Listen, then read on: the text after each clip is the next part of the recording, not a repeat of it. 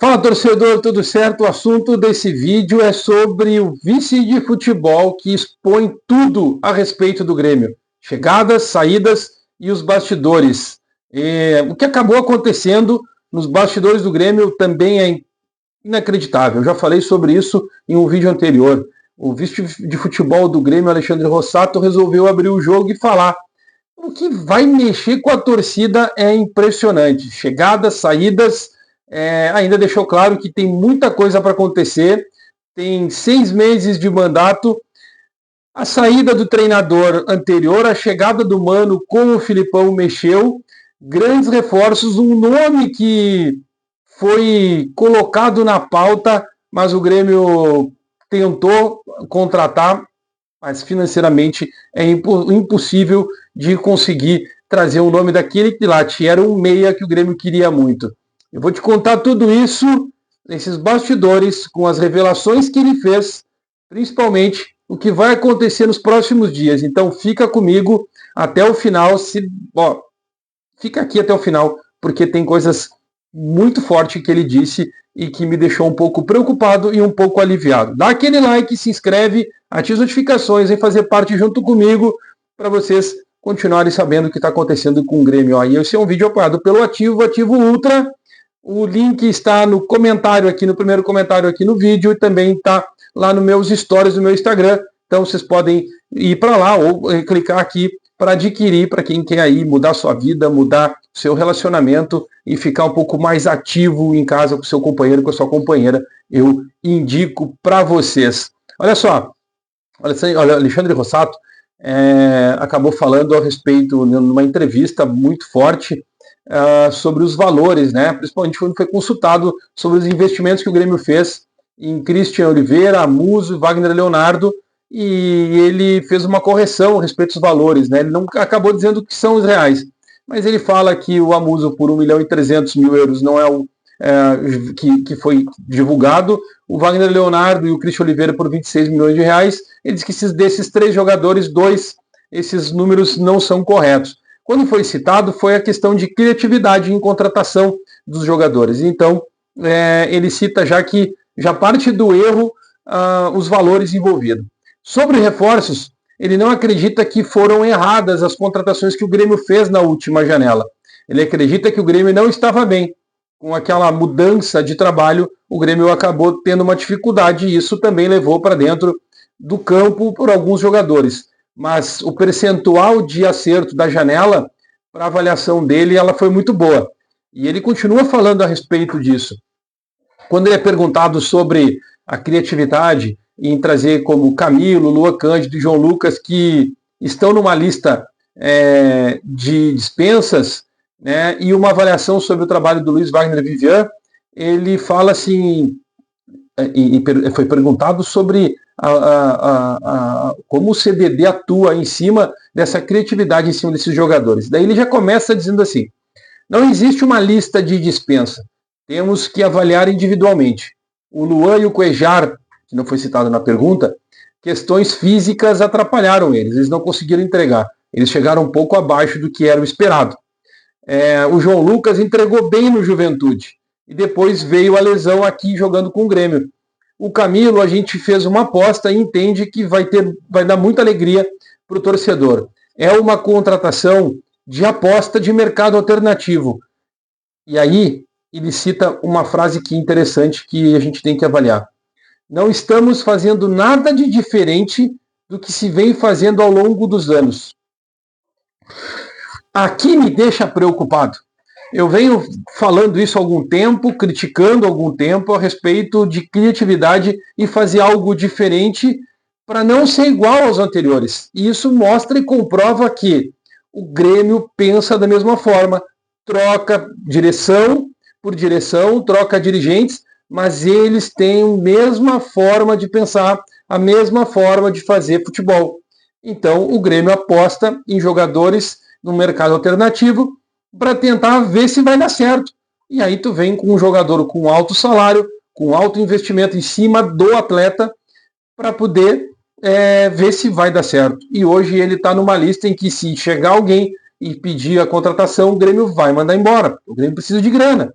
Assim como eu falei sobre os outros atletas que chegaram, o próprio João Lucas, que foi feita uma avaliação, e o Grêmio, em dinheiro, o Grêmio tirou do caixa 1.700.000 reais, mas poderia ter tirado muito mais porque usou algumas percentuais de outros atletas para poder contratar o jogador. E aí, ele foi criativo para trazer o jogador, mas cadê o CDD nessa hora?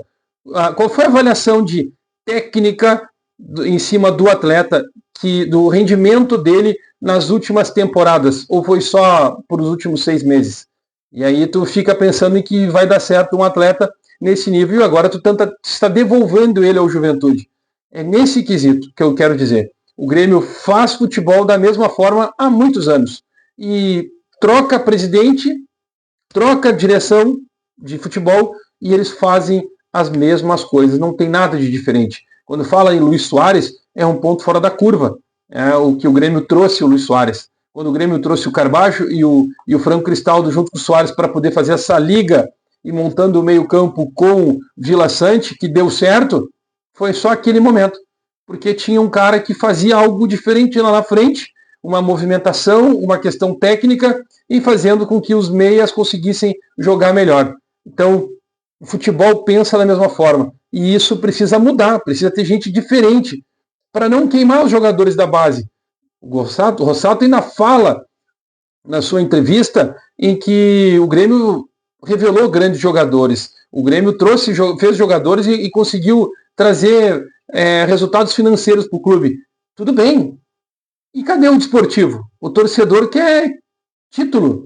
E não só fazer com que a base seja vendida, trazer dinheiro para te contratar jogadores errados, como é João Lucas, Camilo, e eu sou o cara que gosto do Camilo pelo fato de ser um destruidor, mas pro esquema tático que estava antes não estava funcionando. Quem sabe com o Mano Menezes ele funcione, mas pelo que a gente entende e sabe que está sendo dito nos bastidores, o Camilo está pronto para ser vendido. Então, ou seja, tu vende jogadores promessas no sub-20 para poder gastar errado no profissional. É isso que está errado. E ele confirma que não estamos fazendo nada de diferente do que vem sendo feito ao longo dos anos. Está errado. Está errado a forma de pensar. Depois, ele cita que o Grêmio, dentro das suas possibilidades, entende que o elenco é qualificado e tem capacidade de entregar mais. Tivemos um erro de uma comissão técnica que acabou não encaixando no clube e tinha um prazo que até a comissão técnica fizesse que o grupo assimilasse o que eles queriam e acabou fazendo com que o Grêmio perdesse o Campeonato Gaúcho e ajudasse na perda, né, na eliminação na Copa do Brasil.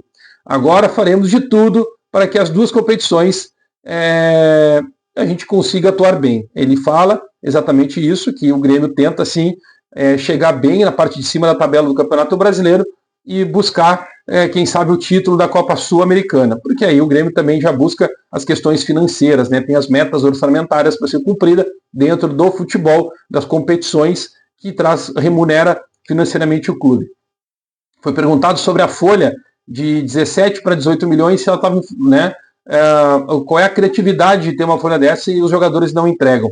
É uma folha inflacionada no mercado e o Grêmio está entre os 13 clubes com uma folha alta, mais alta no futebol brasileiro. Bom, se o Grêmio está com as 13, está com 13, 13º colocado em questões de folha, a gente já mostra aí que sabe que o Grêmio está atrás de outros clubes. A gente sabe que existem 8 grandes clubes do futebol brasileiro. E se o Grêmio está em 13º na folha, a gente entende que o Grêmio perdeu lugar na prateleira do futebol brasileiro. O Grêmio perdeu. Eu já falei isso aqui antes, e essa é uma crítica que eu falo. Está errado a forma de pensar futebol, está errado a forma de fazer futebol. Então, tu precisa trazer pessoas que entendem de futebol para que as coisas funcionem, né, e montem time para poder ser vencedor. E quando a gente fala em montar time, não é trocar time, vender jogador e contratar jogador a cada 6 meses. O Grêmio se desfez de 15, 16 atletas no início do ano e contratou 13, 14. Na outra janela, o Grêmio mandou 18 embora e trouxe 12, 13. Na outra, o Grêmio mandou 20 14 atletas e contratou 19. Então, assim, a cada 6 meses tu contrata um time e meio. Como é que tu vai fazer com que esse grupo entenda como é que se joga, crie uma identidade? Não tem como fazer isso. Tu precisa dar sequência, manter a tua base para isso. E o Grêmio não manteve a base. É só tu pegar aí o time do Grêmio de hoje, o time do Grêmio de janeiro e o time do Grêmio de julho. Vocês vão ver que não é o mesmo time. Não é o mesmo time. Não tem 6 jogadores que se mantiveram no time. Não tem 6. Não tem 5 jogadores para dizer que tem uma espinha dorsal. É nisso que se fala. Aí ele foi perguntado sobre o Arezzo. É algo que eu já tinha dito aqui no vídeo anterior, tá aqui por aqui também para vocês entenderem. O Arezzo é um caso em que ele acha natural. Ele expõe o seu clube do coração e fala que o presidente do clube precisa cumprir as regras que o Grêmio busca para ele realmente ser comprado pelo Peñarol, pelo clube de coração dele. Fora isso, ele tem contrato com o Grêmio até 2028. Agora, se o presidente fala com ele todos os dias, uma vez por semana, perguntando se ele vai vir, se vai voltar, se quer voltar, aí na análise do Grêmio isso se chama um assédio e que tem que ser levado à FIFA, porque está sendo conversado diretamente com o atleta e não com o clube por qual ele pertence. Isso dá rolo, ou seja, provavelmente o Arezzo pode ser colocado sim no negócio e o Grêmio acaba liberando ele para o Peñarol para jogar lá e depois retorna por 6 meses, 1 ano, e aí ele volte para poder atuar quando trocar a direção, mudar tudo o que realmente, porque ele está insatisfeito no clube, a gente já percebeu isso. Quando foi perguntado sobre Gemerson e Carbacho, se tem possibilidade de sair, negócio com o Atlético Paranaense, ele diz também que isso são 2 atletas que são ativos do clube e que vão se apresentar na segunda-feira. O Atlético não fez contato com o Grêmio e o clube se manifestar assim que fizerem contato, aí o Grêmio ajusta para ver se pode fazer algum negócio tanto com um quanto com outro jogador. Já o Carbacho, até o dia 30, o New York Red Bull tem a opção de compra dele, então não pode ser envolvido em negócio até 30 de junho.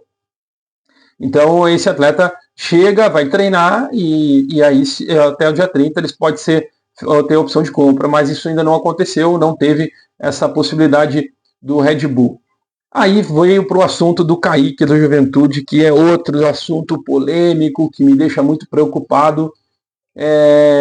E qual é a intenção de trazer esse jogador? Foi a pergunta. E aí, bom, até para deixar claro aqui, tá? Eu tenho falado sobre isso, mas essa entrevista que o Alexandre Rossato concedeu ao canal do Diogo Rossi, tá? Então, para vocês entenderem um pouco mais, eu estou fazendo uma avaliação e uma análise dessa entrevista pontual aí em cima dessas questões. Deixar bem claro aqui os créditos, tá? Para o Diogo Rossi. Se eu não falei no início do vídeo, então estou falando agora, dá essa moral para nós aí, dá para ele também, tá? Que é um grande cara. Voltando sobre o Kaique, ele diz, ele tem 29 anos e é um atleta que pode render até os seus 33, 34 anos e temos exemplos como Pedro Jeromel e entre outros. Cara, quando ele falou isso aí, eu me decepcionei. Meu Deus. Ele botou na mesma frase Kaique e Pedro Jeromel. Ai, meu Deus, como é que a gente pode acreditar e confiar em algo que vai acontecer se tu coloca Kaique e Pedro Jeromel na mesma frase? Aonde jogou o Kaique? O que ele teve no futebol? E aí, eu não posso falar sobre o Pedro Jeromel. Ele conquistou muita coisa no Grêmio, mas onde ele jogou na Europa também. Ele fez grandes jogos, grandes clubes. O Kaique tá longe de amarrar a chuteira de um Pedro Jeromel. Pedro Jeromel aposentado joga mais que o Kaique. Mas isso aí eu deixo para vocês, torcedores. Comentam aqui o que vocês acham dessa comparação. Ele fez uma comparação colocando que o Kaique pode render muito mais. Ele colocou que o Pedro Jeromel foi até muito mais tempo de futebol. É isso. Aí ele fala também que o Grêmio fez uma proposta para o Juventude antes da janelinha e que essa proposta expirou, porque tem um prazo de 24 a 36 horas. E o Kaique foi uma análise da comissão técnica e do CDD. O Grêmio fez uma busca, fez um filtro, colocou o valor que poderia pagar e trouxe ele. Quando foi perguntado uma comparativo com o Wallace, ele diz que esse filtro foi colocado e a questão salarial e depois vem os direitos econômicos para ser avaliado. porque o Grêmio não tem condições de pagar 6, 7 milhões de euros na compra do Wallace. Mas, e aí é onde eu pego aqui no erro dele. Mas o Grêmio ligou para o Wallace, para o empresário dele, para saber qual é o salário que ele gostaria de ganhar, quanto o Grêmio poderia pagar para ter o Wallace, e depois tentar negociar com o clube a compra, em vez de dar à vista ou parcelar a compra do Wallace, até porque a gente conhece o Wallace. E aí ele fala que ele não acredita que o Wallace poderia render muito mais do que o Kaique pode render. Pois é, o Wallace tem 30 anos, o Kaique tem 29. O Wallace foi para a Europa, jogou muito bem lá, jogou no Grêmio, foi campeão. Mas, a gente sabe que os bastidores são diferentes. O Wallace saiu pela porta dos fundos no Grêmio. Precisava ser feito um novo ajuste, uma nova ideia, uma conversa para que ele pudesse voltar. Então, esse é um fator que pesou no Grêmio na avaliação da contratação do Wallace. Mas o Grêmio poderia ter ligado e ter perguntado se ele aceitaria uma proposta de vir no Grêmio para ganhar X por X salário. E a gente fala, se tu tem Camilo, tu tem Cuéllar, que não rendeu ainda, a gente sabe que vai render, mas o Cuéllar tem 33 anos e o Wallace tem 30. E a gente pode citar qualquer outro, tem Natan Pescador, que também já fez função de volante, tem o Dodi, que entre o Dodi e o Wallace eu prefiro o Wallace, e eu acho que vocês também. Então nós estamos falando de 4 jogadores aqui que está beirando 2 milhões de salário. Talvez até um pouco mais. E tu não vai pagar para o Wallace 1 milhão? No mínimo 1 milhão? Pois é uma questão interessante, né? Aí tu tem 1 milhão de reais de sobra para poder pagar o Wallace, que custou 24 milhões de reais, 25. Pois é, então tu paga 1 milhão por mês pro clube lá e traz o cara. Por que não? Isso se chama criatividade. O Grêmio não teve criatividade para avaliar o primeiro volante. Trouxe Camilo em vez do Wallace. Ah, mas trouxe Cuéllar. Tá bom. Só que tem a questão de adaptação. O Wallace já lá atrás poderia ter vindo, agora o Cruzeiro estava colocando ele para negócio. Podia tentar com o Cruzeiro. Ele não fez. E aí ele ressalta, o Wallace não tentamos, não tivemos a criatividade. O CDD tem um filtro e coloca a questão salarial e depois os direitos econômicos. Foi o que eu acabei falando. O Grêmio fez uma proposta lá atrás e se mantém a proposta lá atrás, que está vencida pelo Kaique. E o Juventude pode refazer um contato para retomar esse negócio. O Grêmio vai vender, e aí onde ele diz, para fazer esforços para contratar e reforçar. O Grêmio vai vender jogadores para fazer esforços para contratar e reforçar pontualmente o que é pedido pela comissão técnica. Quando eu falo, ele falou isso, bate com o que eu trouxe de informação lá no meu Twitter, postei no meu Instagram, fiz um stories, mas não deve estar mais. Mas eu falo aqui no canal também. O Grêmio vai vender para poder equilibrar suas contas e ter dinheiro para poder pagar o salário até o final do ano. É isso que o Grêmio vai fazer. Então, não esperem o Grêmio contratar um grande jogador, um grande nome. O Grêmio, pode vender um Cuéllar, que a gente sabe que é um bom nome, e para contratar um jogador com menos valor de mercado para poder equilibrar. Aí ele fala sobre o Luiz Wagner Vivian, que é um cara tremendo, espetacular, que faz um grande trabalho, inclusive ele tem boas ideias, e ele quis contratar um meia armador para o clube, que foi vendido há 2 anos atrás por 4 milhões de dólares, e agora o Grêmio fez a busca para tentar saber quem é esse cara. Esse é um nome em segredo, ele não quis falar, e foi pedido 20 milhões de euros pelo atleta. Pois bem, imagina, 20 milhões de euros agora por esse meio. O Grêmio foi fazer a busca e descobriu o valor, e o Grêmio não vai pagar esse valor todo. Ou seja, o Grêmio não vai contratar, não vai fazer esses investimentos. Mas ele ressalta que vamos brigar para ficar na parte de cima da tabela do Campeonato Brasileiro e tentar vencer a Sul-Americana, com o trabalho que está sendo executado pelo técnico Mano Menezes e pelo diretor, o coordenador técnico Filipão. Ou seja, os dois estão aí buscando no mercado, dando ideias, dicas de jogadores, na avaliação deles, que o Grêmio pode contratar, fazendo aquela aposta em jogadores medianos que querem ganhar algo, que estão com vontade de vencer, para fazer com que o clube consiga atingir seus objetivos, suas metas dentro do Campeonato Brasileiro e da Sul-Americana e também as metas orçamentárias. É um jogo de xadrez, a forma em que o Alexandre Rossato falou na sua entrevista, e o Grêmio tenta mexer essas peças no tabuleiro. Vai se desfazer de jogadores e contratar jogadores com um status um pouco menor, com vontade de vencer, para poder entregar um pouco mais o que o Mano está pedindo. É por aí. Eu não sei, me preocupei. E vocês? Comenta aqui, dá o like, se inscreve, ativa as notificações. Vamos debater mais sobre esse assunto nessa entrevista polêmica em que o Alexandre Rossato acabou falando sobre o Grêmio. Daqui a pouco a gente volta.